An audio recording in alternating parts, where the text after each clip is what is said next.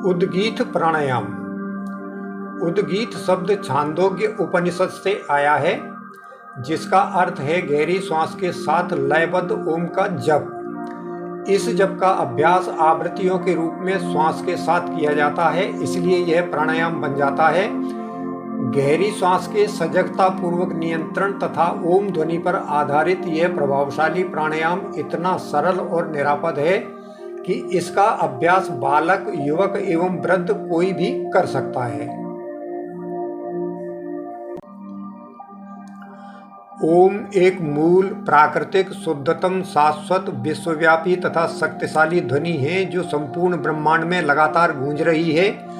यह ध्वनि किन्हीं वस्तुओं या पदार्थों की टकराहट से उत्पन्न ध्वनि नहीं है, इसका अभ्युदय स्वयं होता है, इसलिए इसे अनाहत नाद भी कहा जाता है। इस ध्वनि को गहन शांति, मौन और ध्यान की अवस्था में ही सुना जा सकता है। सामान्य स्थिति में इसे अपने कानों से सुना जाना संभव नहीं है। ओम शब्द में 3 ध्वनियां समाहित होती हैं, आ, ओ और म। ये तीनों ध्वनियां 3 शक्तियों का प्रतिनिधित्व करती हैं, जैसे अ सृष्टि का, उ स्थिति का तथा म लय का। इस प्रकार ओम परमात्मा का प्रतिनिधि शब्द है और इसका जप परमात्मा का ही जप माना जाता है।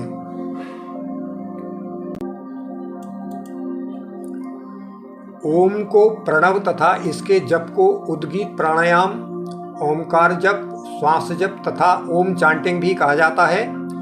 ओम की विशेषता यह है कि जब हम इसका मुंह से उच्चारण करते हैं तो जीभ, तालु या दांतों का उपयोग नहीं करते, इसलिए यह ध्वनि ब्रह्मांडी ओम ध्वनि से सामंजस्य करती है।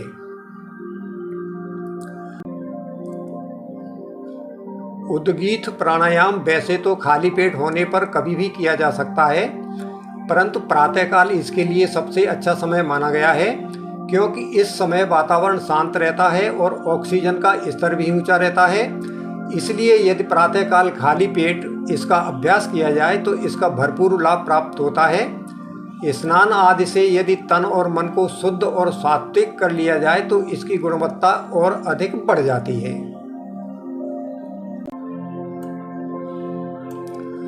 उद्गीत प्राणायाम की विधि यह है कि सबसे पहले किसी ऐसे शांत, समतल, स्वच्छ और निरापद स्थान का चयन करें जहां ताजी हवा चल रही हो। फिर ढीले और सूती वस्त्र पहनकर किसी दरी, चटाई आदि उपयुक्त बिछावन पर पूर्व दिशा की ओर मुंह कर पद्मासन, सुखासन, वज्रासन आदि किसी ऐसे ध्यानात्मक आसन में स्थिर होकर बैठें जिसमें आप कुछ समय तक आराम से बैठ सकते हो। चेहरे पर मुस्कुराहट बनाए रखें। कमर, गर्दन और रीढ़ की हड्डी को सीधा रखें। शरीर की मांसपेशियों को बिल्कुल शिथिल छोड़ दें। चेहरे, कंधे आदि शरीर के किसी भी भाग में कोई अकड़न, जकड़न, तनाव, खिंचाव या पीड़ा नहीं होना चाहिए। आंखें कोमलता से बंद कर लें, आंखों पर जोर नहीं लगाना है। दोनों हाथों को चिन्मय मुद्रा या ब्रह्मांजलि मुद्रा लगाकर घुटनों पर रख लें।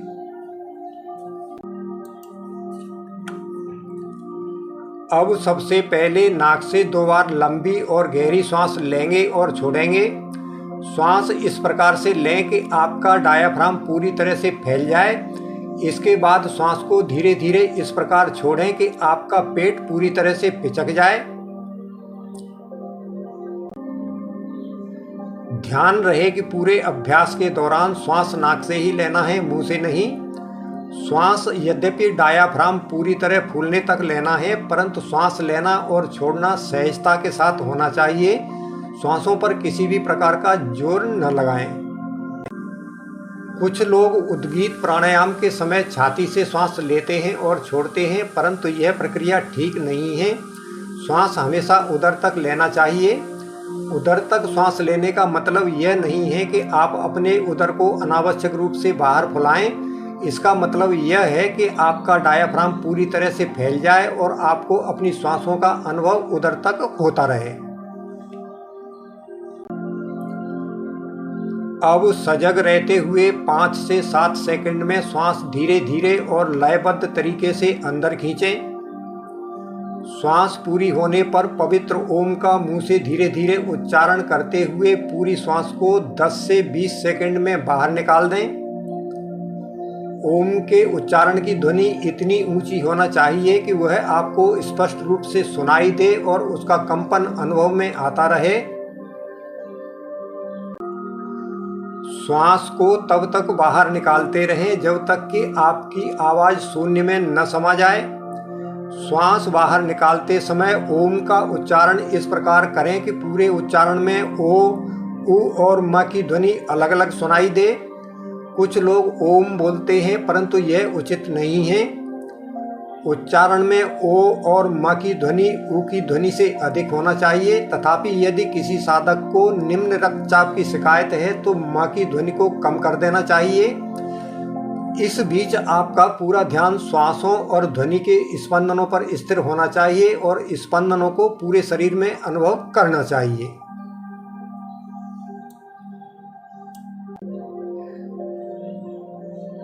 श्वास लेते समय सकारात्मक ऊर्जा ग्रहण करने और श्वास छोड़ते समय नकारात्मक ऊर्जा विसर्जन करने की भावना करना चाहिए। साथ ही परमात्मा के प्रति समर्पण भाव में रहते हुए यह अनुभव करें कि दिव्य आनंद और दिव्य ज्ञान मेरे संपूर्ण अस्तित्व को सराबोर कर रहा है। उद्गीत प्राणायाम में सजगता, श्वास की गहराई और लयबद्धता का विशेष महत्व है, इसलिए इनका विशेष रूप से ध्यान रखा जाना चाहिए।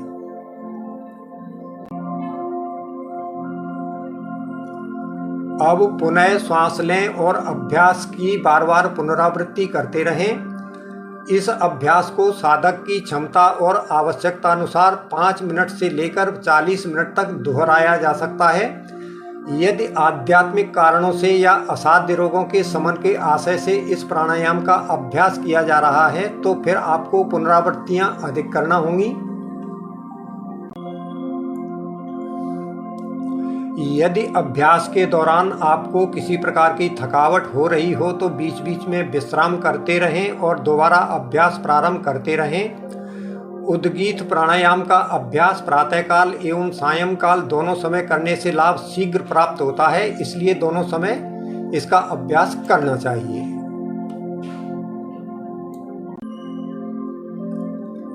उद्गीत प्राणायाम के कई शारीरिक, मानसिक तथा आध्यात्मिक लाभ हैं, जिनमें से कुछ लाभ इस प्रकार हैं। उद्गीत प्राणायाम शरीर में ऑक्सीजन का स्तर बढ़ा देता है, जिससे शरीर में ताजगी बनी रहती है, चेहरे पर निखार लाता है तथा व्यक्तित्व को ओज, तेज और आत्मविश्वास से भर देता है। फेफड़ों को मजबूत कर उससे संबंधित रोगों जैसे खांसी आदि में राहत पहुंचाता है। गले के रोगों को दूर कर आवाज का आकर्षण बढ़ाता है। वात, पित्त और कफ को सम कर शरीर को शुद्ध करता है। त्वचा पर निखार लाता है और वृद्धावस्था के लक्षणों जैसे त्वचा की झुर्रियां, बालों का गिरना और बालों का असमय सफेद होना आदि को रोकता है। पेट से संबंधित कई समस्याओं जैसे अपच, गैस, अल्सर जैसे रोगों को दूर करने में मदद करता है। हृदय रोग, उच्च रक्तचाप तथा मिर्गी जैसे गंभीर रोगों की जोखिम को कम करता है। किडनी के रोगों में लाभ पहुंचाता है। तंत्रिका तंत्र को मजबूत करता है और शरीर में रक्त संचार को संतुलित करता है। शरीर का वजन घटाने में मदद करता है। रोग प्रतिरोधक क्षमता में वृद्धि करता है। स्मरण शक्ति में वृद्धि करता है तथा मानसिक स्थिरता और निर्णय लेने की क्षमता को बढ़ाता है। अनिद्रा को दूर करता है, निद्रा की गुणवत्ता सुधारता है और डरावने सपनों से राहत दिलाता है। आयु में वृद्धि करता है। शरीर में ऊर्जा के स्तर को बढ़ाकर उसका शरीर में संचरण ठीक करता है। अवसाद, क्रोध, चिंता, उदासी, भय, ग्लानि, दुख, द्वेष, व्याकुलता और अपराध बोध जैसे नकारात्मक विचारों और भावों को दूर करने में मदद करता है। मन को शुद्ध, शांत और एकाग्र करता है। ओम ब्रह्मनाद है। यह अनिष्टों का समूल नाश करने, सुख समृद्धि देने तथा शांति और आनंद की अनुभूति कराने वाला माना गया है। धर्म, अर्थ, काम और मोक्ष चारों पुरुषार्थों की प्राप्ति कराने में मदद करता है। कई अतीन्द्रिय क्षमताओं को विकसित करता है, हमारे और ब्रह्मांड के बीच सामंजस्य स्थापित करता है, कुंडलिनी तथा अन्य चक्रों को सक्रिय करने में मदद करता है,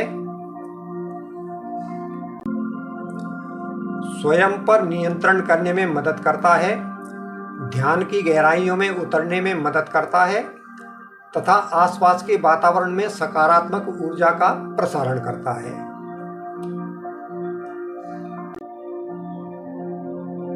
उद्गीत प्राणायाम में कुछ सावधानियों का ध्यान रखना आवश्यक है। इनमें से कुछ इस प्रकार हैं।